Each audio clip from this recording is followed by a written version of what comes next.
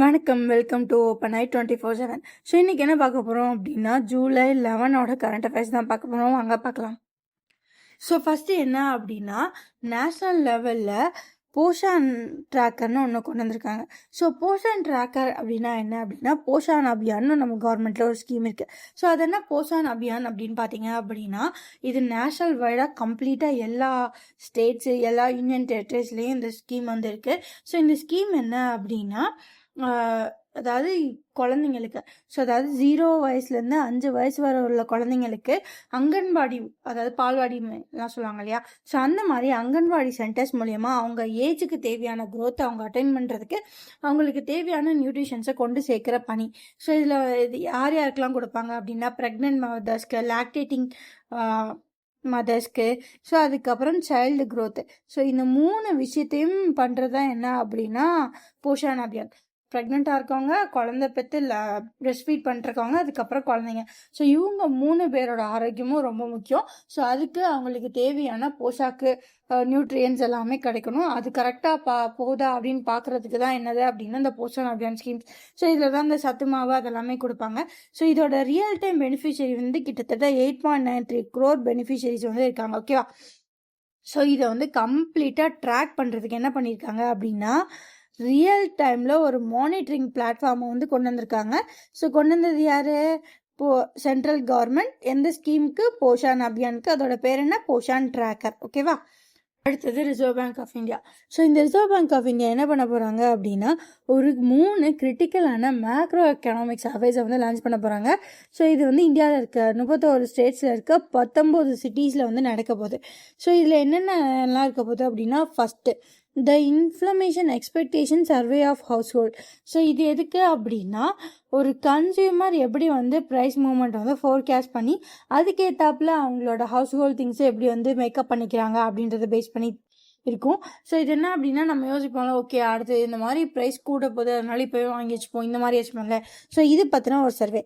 So அடுத்து இது என்ன அப்படின்னா, த கன்சியூமர் கான்ஃபிடென்ஸ் சர்வே. ஸோ இது வந்து அர்பனான பிளேசஸில் நடக்க போகுது.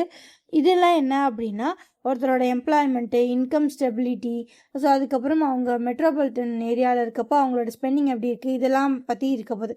ஸோ இது பற்றின சென்டிமெண்ட்ஸ் பற்றின சர்வேயாக இருக்க போகுது. ஸோ அதுக்கப்புறம் ரூரல் லெவலில் கன்சியூமரோட கான்ஃபிடன்ஸ் சர்வே இருக்க போகுது. ஸோ இங்கே ரெண்டுமே பார்த்தீங்க அப்படின்னா ஒரு கன்சியூமரோட கான்ஃபிடன்ஸ் சர்வே தான். இது 2 விதமாக நடத்துகிறாங்க. ஒன்று வந்து அர்பன் பிளேசஸில் லைக் மெட்ரோபாலிட்டன் ஹப்ஸ்லாம் எப்படி வந்து அதோட ஸ்பெண்டிங் இருக்குது, அங்கே உள்ளவங்களோட மென்டாலிட்டி, அவங்களோட சென்டிமெண்ட்ஸ் எப்படி இருக்குன்றதும், அதே மாதிரி ரூரல் லெவலில் எப்படி அக்ரிகல்ச்சர் லெவலில் அவங்களோட இன்கம் சென்டிமெண்ட்ஸ் இருக்குது, அவங்களோட டிமாண்ட்ஸ், ரூரல் டிமாண்ட்ஸ் எல்லாம் எப்படி இருக்குது, அவங்களோட எக்கனாமிக் இம்பேக்ட் வந்து எப்படி மான்சூன் டிஸ்ட்ரிபியூஷனை பற்றி மாறுது அப்படின்ற மாதிரி 3 டிஃப்ரெண்ட்டான திங்ஸில் வந்து இந்த சர்வே வந்து இருக்க போகுது.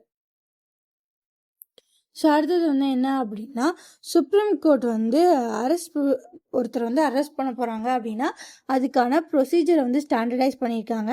ஸோ இது வந்து அவங்க எதுக்கு கீழே சொல்கிறாங்க அப்படின்னா, ஆர்டிகல் 22 ஆஃப் கான்ஸ்டியூஷனுக்கு கீழே இந்த யூனிஃபார்ம் கம்ப்ளைன்ஸஸ் வந்து இருக்கணும். எல்லாரும் இந்த யூனிஃபார்ம்ஸ் வந்து ஃபாலோ பண்ணணும், அதாவது இந்த ரூல்ஸ் வந்து ஃபாலோ பண்ணணும். ஸோ நீங்கள் சென்ட்ரல் பியூரோ ஆஃப் இன்வெஸ்டிகேஷன் சிபிஐயாக இருந்துக்கோங்க, இல்லைனா என்ஃபோர்ஸ்மெண்ட் டைரக்டரேட்டாக இருந்துக்கோங்க. ஸோ யாராக இருந்தாலும் ஒரு பர்டிகுலர் பர்சனை அரெஸ்ட் பண்ணணும், ஒரு இண்டிவிஜுவல் பர்சனை வந்து லைக் ஹால்ட் பண்ணணும் அப்படின்னு நீங்கள் நினச்சிங்க அப்படின்னா, ரிட்டன் கிரவுண்ட்ஸ் ஆஃப் அரெஸ்ட்டை வந்து எப்போ நீங்கள் ஒரு பர்சனை அரெஸ்ட் பண்ணுறீங்களோ அப்போ இதுதான் உங்களை அரெஸ்ட் பண்ணுறதுக்கு காரணம்னு ரிட்டன் கிரவுண்ட்ஸ் வந்து கொடுக்கணும். ஓகேவா? ஸோ அதுக்கப்புறம் ஸ்டேட் ஆஃப் அஃபேர்ஸ் போயிடலாம். கேரளாவில் வந்து என்ன இருக்குது அப்படின்னா, ஒரு பர்த் ரேட்லாம் எடுப்பாங்க இல்லையா, அது ரொம்ப குறைஞ்சிருக்கு. So crude birth rate. So crude birth rate அப்படின்னா என்ன அப்படின்னா, 1000 மனுஷங்களை எடுத்துட்டாங்கன்னா அதில் இத்தனை குழந்தைங்க வந்து பிறந்திருக்காங்க அப்படி சொல்லுவோம். ஸோ கேரளாவில் 1000 பேருக்கு 10 குழந்தைன்ற விகிதத்தை விட இன்னும் குறைஞ்சிட்டே போயிட்டுருக்கு. இந்த crude birth ratio 10 out of 1000 விட இன்னும் குறைஞ்சிட்டே போயிட்டே இருக்கு.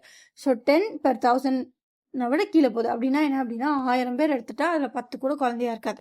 ஸோ இந்த மாதிரி போயிட்டு இருக்கிறதுனால என்ன ஆயிருக்கும் அப்படின்னா, ஃப்யூச்சரில் சீக்கிரம் வந்து வயசானவங்கலாம் நிறையா இருப்பாங்க, குழந்தைங்க கம்மியாக தான் இருப்பாங்க, ஒர்க் ஃபோர்ஸ் வந்து குறையும், அந்த சேம் டைம் வந்து பாப்புலேஷனும் டிக்ரீஸ் ஆகும். ஸோ இது யாருக்கு? கேரளாவுக்கு. ஓகேவா? அதுக்கப்புறம் ஜார்க்கண்ட். ஸோ ஜார்க்கண்ட் என்ன பண்ண போகிறாங்க அப்படின்னா, அவங்களோட மைண்ட்ஸ் எல்லாம் டூரிசம்க்கு வந்து தர போகிறாங்க. அதனப்பா அப்படின்னா, ஸோ ஜார்க்கண்ட் தான் இந்தியாவிலே ஃபர்ஸ்ட்டாக மைனிங் டூரிசம் அப்படின்ற ஒரு இனிஷியேட்டிவை கொண்டு வந்திருக்காங்க. ஸோ இதில் என்ன அப்படின்னா, ஸோ ஒரு குறிப்பிட்ட ஒரு இடத்துல வந்து மைண்ட் பண்ணுறாங்க அப்படின்னா, ஒரு குறிப்பிட்ட இடத்துல அதை வந்து அபேன் பண்ணிடுவாங்க. இல்லைனா ஓகே இதுக்கப்புறம் இங்கே மைண்ட் பண்ண முடியாது, அதை வந்து க்ளோஸ் பண்ணுவாங்க. ஸோ இந்த மாதிரி எக்ஸாஸ்டடான அபண்டன்ட்டான மினரல் மைன்ஸ் எல்லாம் வந்து ஜார்க்கண்டோட கவர்மெண்ட் வந்து என்ன பண்ண போகிறாங்க அப்படின்னா, எக்காலஜிக்கல் பார்க்ஸாக, எஜுகேஷன் ஹப்ஸாக, அட்வென்ச்சர் டூரிஸ்ட் சைட்ஸாக வந்து மாற்ற போகிறாங்க. ஸோ இதனால ஒரு இண்டஸ்ட்ரியல் பர்பஸில் நம்ம வந்து ஒரு குறிப்பிட்டதாக மைண்ட் பண்ணிட்டாங்க. ஸோ அதுக்கப்புறம் அதை வச்சு என்ன வருமானம் பண்ணலாம், அதை டூரிஸ்ட் ஸ்பாட்டாக ஆக்கலாம் அப்படி சொல்லி யார் முடிவு பண்ணியிருக்கா, நம்மளோட ஜார்க்கண்ட் கவர்மெண்ட் வந்து முடிவு பண்ணியிருக்கு. ஓகேவா? ஓகே. ஸோ அடுத்து இன்டர்நேஷ்னல் அஃபேர்ஸ் போகலாம். ஸோ இன்டர்நேஷ்னல் அஃபேர்ஸில் என்ன இருக்குது அப்படின்னா, இந்தியா நியூசிலாந்து வந்து ஒரு ஸ்ட்ராட்டஜிக் பார்ட்னர்ஷிப்புக்குள்ளே போயிருக்காங்க. ஸோ இது எப்படி நடந்துச்சு அப்படின்னு பார்த்தீங்க அப்படின்னா, நம்மளோட பிரைம் மினிஸ்டர் யார், நரேந்திர மோடி. ஸோ அவங்க எங்கே போயிருக்காங்க, நியூசிலாந்தில் இருக்க ஆக்லாந்துக்கு வந்து போயிருக்காங்க. ஸோ இவர் தான் ஃபஸ்ட்டு இந்தியன் ப்ரீமியர் நியூசிலாந்துக்கு. கடந்த 40 வருஷமாக இந்தியாவிலேருந்து ஒரு பெரிய கை நியூசிலாந்துக்கு போகாமல் இப்போ தான் நம்ம பிரைம் மினிஸ்டரே போயிருக்காரு. ஸோ இப்போது பிரைம் மினிஸ்டர் நரேந்திர மோடி போயிருக்காரு. அங்கே போயிட்டு அவங்களோட பிரைம் மினிஸ்டர், நியூசிலாந்தோட பிரைம் மினிஸ்டர் யார், கிறிஸ்டோஃபர் லக்ஸானை வந்து மீட் பண்ணியிருக்காங்க. ஸோ 2 பேரும் மீட் பண்ணி நம்ம 2 பேரும் ஸ்ட்ராட்டஜிக் பார்ட்னர்ஷிப்புக்குள்ளே என்ட்ரு ஆகும் அப்படி சொல்லியிருக்காங்க. ஸோ அதுதான் India New Zealand ties strategic partnership. So இதில் இவங்களோட ரோட் மேப் என்னவா இருக்குது அப்படின்னா, 2030க்குள்ள நம்ம 2 கண்ட்ரியோட பைலேட்ரல் ட்ரேடை வந்து எவ்வளோ ஆக்கணும் அப்படின்னா 35,000 கோடியாக வந்து ஆக்கணும் அப்படின்னு வந்து சொல்லியிருக்காங்க. ஸோ இது நியூசிலாந்து டாலர் படி 7 பில்லியன். ஓகேவா? ஸோ அது போக மற்றது டூரிசமு, டெரரிசமு, ஸோ அதுக்கப்புறம் செக்யூரிட்டி ரிலேட்டடான விஷயங்கள் எல்லாத்துலேயுமே நம்ம 2 பேரும் கோஆப்ரேட் பண்ணிப்போம் அப்படின்னு சொல்லியிருக்காங்க. ஓகேவா? Okay. So Japan India summit வந்து நடந்திருக்கு. ஸோ எதில் அப்படின்னா இண்டோ பசிபிக் ஆர்கிடெக்சரை பற்றி. ஓகேவா? ஸோ இதில் வந்து பார்ட்டிசிபேட் பண்ணுறதுக்காண்டி ஜப்பானீஸ் பிரைம் மினிஸ்டர், அவரோட பேர் யாருன்னா சனாஹி டக்காய்ச்சி வந்து எங்கே வந்திருக்காரு அப்படின்னா நியூ டெல்லிக்கு வந்திருக்காரு. ஸோ அது மட்டும் இல்லாமல் இது வேற என்னவா இருக்கும், வேறு எதுக்காண்டி வந்திருப்பாங்க அப்படின்னா, இந்தியா ஜப்பானோட ஸ்பெஷல் ஸ்ட்ராட்டஜிக் அண்ட் குளோபல் பார்ட்னர்ஷிப்பை வந்து இன்னும் பெட்டர் ஆக்கிறதுக்கு, அதோட எக்ஸ்பான்ஷனாக வந்து இருக்கும். ஓகேவா? ஸோ இப்போ என்ன ஆயிருக்கு அப்படின்னா, அவங்களோட பிரைம் மினிஸ்டரான சனே டக்காய்ச்சியும் நம்மளோட பிரைம் மினிஸ்டரான நரேந்திர மோடி அவர்களும் 2 பேரும் சேர்ந்து என்ன பண்ணியிருக்காங்க அப்படின்னா, ஒரு திங்குள்ளே கொண்டு வந்திருக்காங்க. என்ன? ஸோ நம்ம 2 பேரும் சேர்ந்து பசிபிக்கையும் free and open Indo Pacific ரீஜனை வந்து உருவாக்குறதுக்கு கமிட்மெண்ட்டோடு இருப்போம் அப்படின்னும். ஸோ அதுக்கப்புறம் இவங்க வந்துட்டு போனதில் 129 MOUs வந்து சைன் பண்ணியிருக்காங்க. ஓகேவா? ஸோ அதுக்கப்புறம் ஜப்பான்லேருந்து நிறையா ஃபாரின் டைரக்ட் இன்வெஸ்ட்மெண்ட் வந்து இந்தியாவோட செமிகண்டக்டர் மேனுஃபேக்சரிங் யூனிட்டில் வந்து வரும் அப்படின்னு வந்து சொல்லியிருக்காங்க. ஓகேவா? ஓகே. ஸோ அதுக்கப்புறம் என்ன அப்படின்னா, பேங்கிங் சைட்லேருந்து ஒன்று தான். ஸோ இப்போதைக்கு நம்ம முன்னாடி யூஸ் பண்ணதுக்கும் இப்போ நம்ம யூஸ் பண்ணுறதுக்குமே தெரியும். நம்ம முன்னாடியெல்லாம் மணி எடுத்து போவோம். இப்போ எத்தனை பேர் நம்ம மணி எடுத்து போகிறோம்? We just take a phone and move on. ஏன்னா எல்லா இடத்துலையும் யூபிஐ இருக்குது. நம்மளோட மோஸ்ட் ஆஃப் ட்ரான்சாக்ஷன் யூபிஐயில் தான் இருக்குது. ஸோ இப்போ யூபிஐ ட்ரான்சாக்ஷனோட ஹைட்ஸ் வந்து பயங்கரமாக போயிட்டுருக்கு. நம்ம நிறைய டிஜிட்டல் பேமெண்ட்ஸ் வந்து யூஸ் பண்ணிருக்கோம். ஸோ அப்போது இதில் என்ன இருக்கும், இதில் வந்து ஃப்ராட்ல அண்ட் சைபர் ஃப்ராடுக்கான ரிஸ்க்கும் பேரலாக இன்க்ரீஸ் ஆகிட்டே இருக்கு. ஸோ அதனால ஆர்பிஐ வந்து என்ன சொல்லியிருக்காங்க அப்படின்னா, July 1, 2026 கண்டிப்பாக ஒரு சைபர் ஃப்ராட் நடந்துச்சு அப்படின்னா அதுக்கு வந்து ஸ்ட்ரிக்டாக காம்பன்சேஷன் ப்ரோட்டோகால்ஸ் வந்து இருக்கும். So even for small value, so ஒரு சின்ன வேல்யூவாக ஒரு 50,000 வரைக்கும் இருக்க ஸ்மால் வேல்யூ பேங்கிங் ஃப்ராட்ஸுக்கு கூட நம்ம வந்து ஸ்ட்ரிக்டான காம்பன்சேஷன் கொடுக்கணும்னு யார் வந்து சொல்லியிருக்காங்க அப்படின்னா ஆர்பிஐ வந்து எல்லா பேங்க்கிட்டையும் சொல்லியிருக்காங்க. ஸோ அது மட்டும் இல்லாமல் இந்த ஃப்ராட் நடந்து ஒரு பர்சனுக்கு வந்து ஒரு பர்சனோட அக்கௌண்ட்லேருந்து மணி அவங்க மூலியமாக இல்லாமல் ஏதோ ஒரு ஃப்ராட் திங் மூலியமாக அவங்கள்ட்ட வந்து போயிடுச்சு அப்படின்னா அவங்க 5 நாளைக்குள்ளே அதை வந்து சொல்லிட்டாங்க. அவங்களோட ரெஸ்பெக்டிவ் பேங்க் கிட்ட போயிட்டு, ஃபினான்ஷியல் இன்ஸ்டிடியூஷன் கிட்ட போயிட்டு, இங்கே பாருப்பா என் அக்கௌண்ட்லேருந்து காசு போயிருக்கு, நான் எடுக்கல, இது ஒரு ஃப்ராட் திங் அப்படின்னு சொல்லிட்டாங்க அப்படின்னா அவங்களோட 85% ஆஃப் லாஸ்ட் ஃபண்டை வந்து ரெக்கவர் பண்ணிடலாம். ஸோ இது மட்டும் இல்லாமல் பேங்க் பாலிசிஸ் வந்து என்ன பண்ணணும் அப்படின்னா, real time AI fraud detection system வந்து உங்கள் சிஸ்டமில் இன்ஸ்டால் பண்ணுங்கள் அப்படின்னு ஆர்பிஐ வந்து இதை மேண்டேட் பண்ணியிருக்கு. எப்போலேருந்து? July 1, 2026 ஸோ அதுக்கப்புறம் என்ன அப்படின்னா எம்எஸ்எம்இ. ஸோ எம்எஸ்எம்இ செக்டாரில் இருக்க பெரிய பிரச்சனையே என்ன அப்படின்னா, ஒரு சின்ன பிஸ்னஸ் நடக்குது அப்படின்னா ஒரு எம்எஸ்எம்இ வந்து அவங்களுக்கு கொடுக்க வேண்டிய திங்ஸ் வந்து கொடுத்துருவாங்க. பட் அமௌண்ட் வந்து அவங்களுக்கு திரும்ப கிடைக்கிறதுக்கு வந்து டிலே ஆகிட்டே இருக்கும். ஸோ இதை வந்து பார்த்த யார், பார்த்த TREDS. ஸோ இவங்க யார் அப்படின்னா trade receivable discounting system. So இது என்ன அப்படின்னா இது ஒரு பிளாட்ஃபார்ம் மாதிரி நினச்சிக்கலாம். ஸோ இது வழியாக வந்து எம்எஸ்எம்இஸோட இன்வாய்ஸஸ் எல்லாம் கொடுக்க சொல்லியிருக்காங்க. ஸோ அப்படி கொடுத்தா சென்ட்ரலில் இருக்க பப்ளிக் செக்டர் என்டர்பிரைசஸால் அமௌண்ட்டை டிஸ்பேச் பண்ணுறதுல டிலே வந்து இருக்காது. ஓகேவா? ஸோ இப்போ என்ன சொல்லியிருக்காங்க, மினிஸ்ட்ரி ஆஃப் எம்எஸ்எம்இ. ஸோ இந்த டிசிஷனை மேக் பண்ணது யார்? Ministry of MSME. ஸோ எம்எஸ்எம்இயோட மினிஸ்ட்ரி வந்து என்ன சொல்லியிருக்கு அப்படின்னா, எம்எஸ்எம்இல இருக்க பெரிய பிரச்சனையே வந்து பொருள் கிடைச்சிரும், பொருள் கொடுத்துருவாங்க, ஆனால் வந்து அமௌண்ட் ரெக்கவர் ஆகாது. ஸோ இந்த மாதிரி டிலே இருக்கக்கூடாது. இனிமேல் வந்து யார்? Central public sector enterprises. So சென்ட்ரலில் இருக்க பப்ளிக் செக்டர் என்டர்பிரைசஸ் எல்லாமே உங்களோட எம்எஸ்எம்இ இன்வாய்ஸை வந்து ட்ரேட் ரிசீவபிள் டிஸ்கவுண்டிங் சிஸ்டம் மூலயமா அனுப்புங்க. ஸோ அப்போ வந்து இனிமேல் அந்த டிலே இருக்காது அப்படின்னு வந்து மினிஸ்ட்ரி ஆஃப் எம்எஸ்எம்இ வந்து சொல்லியிருக்காங்க. ஓகேவா? அடுத்து வந்து அதானி. ஸோ அதானியும் ஐஹெச்சி. ஸோ அதானி நம்ம எல்லாருக்கும் தெரிஞ்சவங்க தான். ஸோ அதுக்கப்புறம் ஐஹெச்சி. ஸோ ஐஹெச்சி அப்படின்னா இன்டர்நேஷ்னல் ஹோல்டிங் கம்பெனி. இது யாரோடது, எங்கே இருக்குது அப்படின்னு பார்த்தீங்க அப்படின்னா அபுதாபியில் இருக்குது. ஸோ அதானியும் அபுதாபியோட இன்டர்நேஷ்னல் ஹோல்டிங் கம்பெனியும் சேர்ந்து 1.08 லேக் செலவில், அதாவது US$ படி 11.5 பில்லியன் செலவில் ஒடிசா கவர்மெண்ட் கூட சேர்ந்து ஒரு எம்ஓயு சைன் பண்ணியிருக்காங்க. எதுக்குப்பா இவ்வளோ பெரிய எம்ஓயு அப்படின்னு பார்த்தீங்க அப்படின்னா, ஒரு ஒடிசாவில் ஒரு மெகா லெவலில் ஒரு க்ரீன்ஃபீல்ட் ப்ராஜெக்ட் வந்து இறக்க போகிறாங்க. ஸோ இந்த க்ரீன்ஃபீல்ட் ப்ராஜெக்ட் எதை பேஸ் பண்ணது அப்படின்னா அலுமினியம் ரீஃபைனரி அண்ட் ஸ்மெல்டிங் காம்ப்ளெக்ஸாக வந்து இருக்க போகுது. ஓகேவா? ஸோ இது ஏன் க்ரீன்ஃபீல்ட் ப்ராஜெக்ட்னு சொல்கிறாங்கன்னா, இது வந்து எப்படி பவர்டாக இருக்க போகுது அப்படின்னா, இதோட பவர் வந்து ரினியூவபிள் எனர்ஜி வழியாக தான் இந்த பெரிய ப்ராஜெக்ட்டுக்கே வந்து பவர் கொடுக்க போகிறாங்க. ஸோ அது மட்டுமே இல்லாமல் இது க்ரீன் அலுமினியமோட மெகா ப்ராஜெக்டாக வந்து இருக்கும். ஸோ இதில் வந்து என்ன சொல்லியிருக்காங்க அப்படின்னா, கிட்டத்தட்ட 53,500 பேருக்கு direct and indirect jobs across Odisha வந்து கிடைக்கும். ஓகேவா? ஓகே.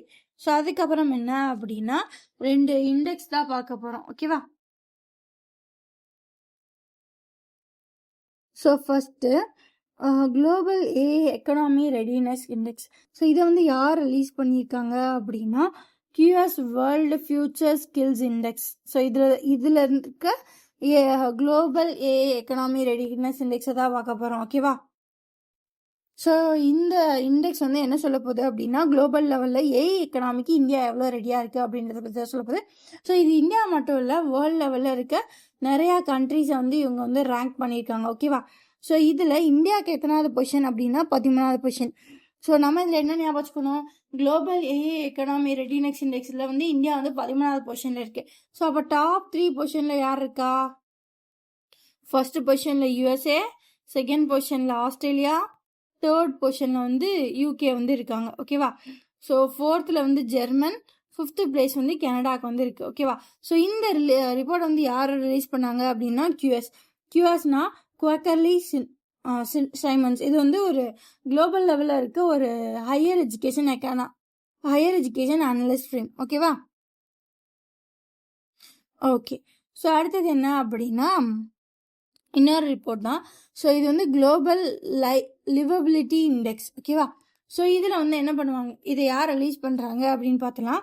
ஸோ இது யார் ரிலீஸ் பண்ணுறாங்க அப்படின்னா EIU, எக்கனாமிஸ்ட் இன்டெலிஜென்ஸ் யூனிட் தான் இந்த ரிப்போர்ட்டை வந்து ரிலீஸ் பண்ணுறாங்க.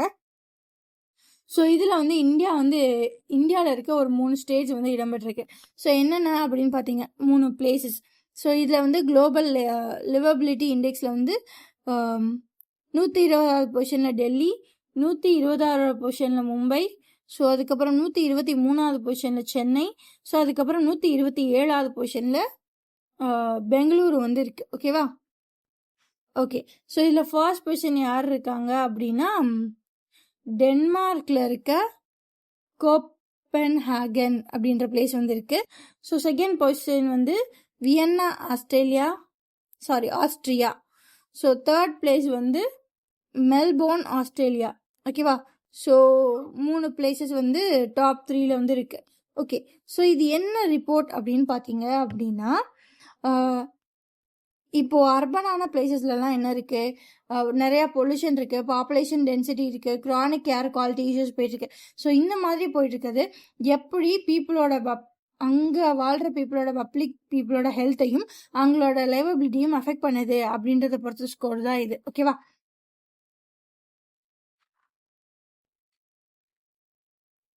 ஓகே. ஸோ அடுத்தது ஸ்போர்ட்ஸ் தான் பார்க்க போகிறோம்.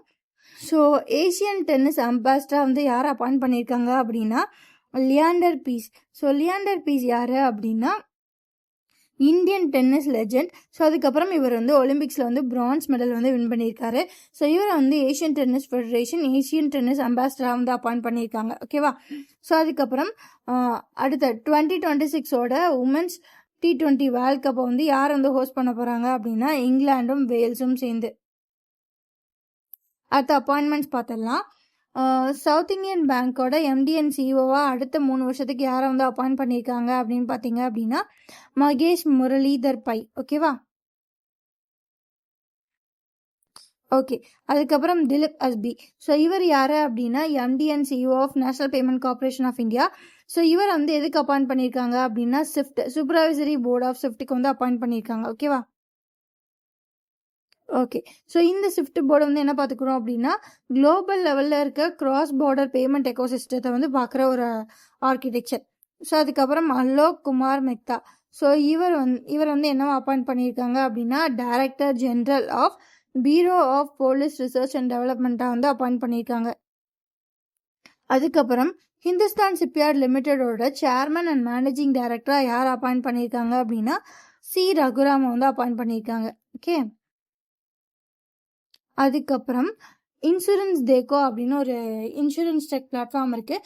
ஸோ அவங்களோட பிராண்ட் அம்பாஸ்டராக யார் அப்பாயிண்ட் பண்ணியிருக்காங்க அப்படின்னு பார்த்தீங்க அப்படின்னா சௌரவ் கங்குலியை வந்து அப்பாயிண்ட் பண்ணியிருக்காங்க. ஓகேவா? ஓகே.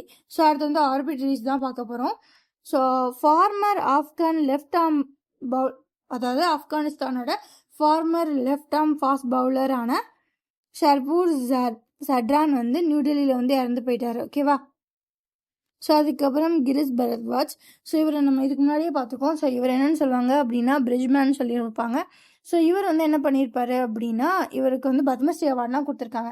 ஸோ இவர் வந்து கிட்டத்தட்ட 140 150க்கு மேலே நிறைய சஸ்பென்ஷன் பிரிட்ஜஸை வந்து கட்டியிருக்காரு. மோஸ்ட்லி எங்கே அப்படின்னா கேரளா, கர்நாடகா அந்த ரீஜன், அதாவது வெஸ்டர்ன் காட் ரீஜனில் ஃபுல்லாக இவர் வந்து நிறைய சஸ்பென்ஷன் பிரிட்ஜ் வந்து கட்டியிருக்காரு. ஸோ இவரோட பிரிட்ஜோட மொத்த காஸ்ட்டே 2 lakhக்கு கம்மியாக இருக்குமா. ஸோ இது யாருக்காண்டி அப்படின்னா ரூரல் பீப்புள் வந்து நியர்பை பிளேசஸை வந்து ரீச் பண்ணணும் அப்படின்றதுக்காண்டி இவர் வந்து கட்டி கொடுத்துருப்பாரு. ஓகேவா? ஸோ இவர் வந்து நம்ம பிரிட்ஜ்மேன் சொல்லுவோம். அவர் வந்து இறந்து போயிட்டாரு. ஸோ அதுக்கப்புறம் July 11 வந்து என்ன டே அப்படின்னா வேர்ல்டு பாப்புலேஷன் டே. ஸோ இந்த இயற்கான தீம் வந்து என்ன அப்படின்னா realising the hopes and aspiration of young peoples today and for the future. Okay? Okay. ஸோ அடுத்த மிஸ்செலேனியஸ் பார்த்தலாம். 2000 வருஷம் ஓல்டான ஒரு கோல்டு ரிங்கை வந்து கண்டுபிடிச்சிருக்காங்க. ஸோ இது எங்கே கண்டுபிடிச்சிருக்காங்க அப்படின்னா ஸோ இந்த 2000 வருஷ பழைய கோல்டு ரிங்கை எங்கே கண்டுபிடிச்சிருக்காங்க அப்படின்னா தாய்லாந்தில் பேங்காக்ல இருந்து ஒரு 130 கிலோமீட்டர் சவுத் ஈஸ்ட் போனீங்க அப்படின்னா அங்கே வந்து ஒரு ப்ரொவின்ஸ் இருக்கும். ஸோ அந்த ப்ரொவின்ஸோட பேர் என்ன அப்படின்னா பெச்சட்புரி ப்ரொவின்ஸ் அப்படின்னு ஒரு ப்ரொவின்ஸ் இருக்குது. ஸோ அங்கே இருக்க டாங் யா துங் அப்படின்ற ஒரு ஆர்கியாலஜிக்கல் சைட்டில் தான் இந்த 2000 வருஷம் பழமையான கோல்டு ரிங்கை வந்து கண்டுபிடிச்சிருக்காங்க. ஓகேவா? ஸோ இதில் வந்து என்ன சொல்லியிருக்காங்க அப்படின்னா இது வந்து ரோமன் இட்டாலியன் மாதிரி இருக்குது அப்படின்னு வந்து சொல்லியிருக்காங்க. ஓகேவா? ஸோ இதை பற்றின டீட்டெயில்ஸ் ஃபியூச்சராக வந்து பார்க்கலாம். ஸோ அவ்வளோதாங்க. சின்ன கரண்ட் அஃபேர்ஸ் இந்த மாதிரி நிறைய கரண்ட் அஃபேர்ஸ் பார்க்கணும் அப்படின்னா நம்ம சேனல் சப்ஸ்கிரைப் பண்ணிக்கோங்க. மண்டே டு சாட்டர்டே வந்து நம்ம கரண்ட் அஃபேர்ஸ் போட்டுருவோம். சண்டே லீவு, சண்டேக்குள்ள கரண்ட் அஃபேர்ஸையும் சேர்த்து நம்ம மண்டே பார்ப்போம். ஓகேவா? பாய் கேஸ். இந்த மாதிரி நிறையா பார்க்க நம்ம சேனல் சப்ஸ்கிரைப் பண்ணிக்கோங்க. தேங்க்யூ.